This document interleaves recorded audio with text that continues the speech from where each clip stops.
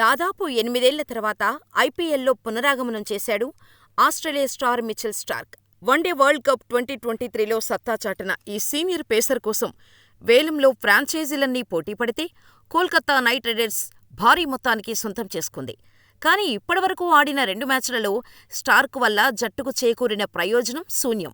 IPL 17 ఎడిషన్లో KKR తమ తొలి మ్యాచ్లో సన్రైజర్స్ హైదరాబాద్తో తలపడిన విషయం తెలిసిందే. సొంత మైదానం ఈడెన్ గార్డెన్స్లో జరిగిన ఈ మ్యాచ్లో కేకేఆర్ అదృష్టవశాత్తు 4 పరుగుల స్వల్ప తేడాతో విజయం సాధించింది. అందుకే స్టార్క్ పేలవ ప్రదర్శన పెద్దగా హైలైట్ కాలేదు. నిజానికి ఈ మ్యాచ్లో మిచెల్ స్టార్క్ 4 ఓవర్ల కోటా పూర్తిచేసి ఏకంగా 53 పరుగులు సమర్పించుకొని ఒక్క వికెట్ కూడా తీయలేకపోయాడు.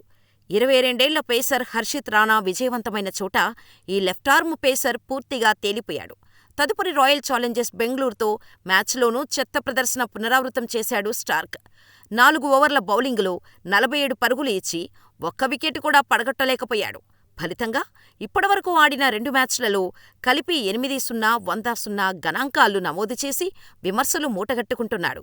మరోవైపు 20.50 కోట్ల రూపాయలకు అమ్ముడై సన్రైజర్స్ హైదరాబాద్ కెప్టెన్గా బాధ్యతలు చేపట్టిన ఆసీస్ సారథి ప్యాట్ కమిన్స్ మెరుగైన ప్రదర్శనతో ఆకట్టుకుంటున్నాడు. కెప్టెన్గా ఓ మ్యాచ్లోనూ జట్టును గెలిపించాడు. ఇదిలా ఉంటే స్టార్క్ ప్రదర్శనను ఐస్లాండ్ క్రికెట్ దారుణంగా ట్రోల్ చేసింది. ఐపీఎల్ 2024లో ఇప్పటివరకు స్టార్క్ బౌలింగ్ గణాంకాలు తమ దేశంలో బీరు కంటే కూడా ఖరీదుగా ఉన్నాయని వ్యంగ్యాస్త్రాలు సంధించింది. కాగా యూరోపియన్ దేశం ఐస్లాండ్లో బీర్ ధర మిగతా దేశాలతో పోలిస్తే ఎక్కువగానే ఉంటాయనే ప్రచారం జరిగింది.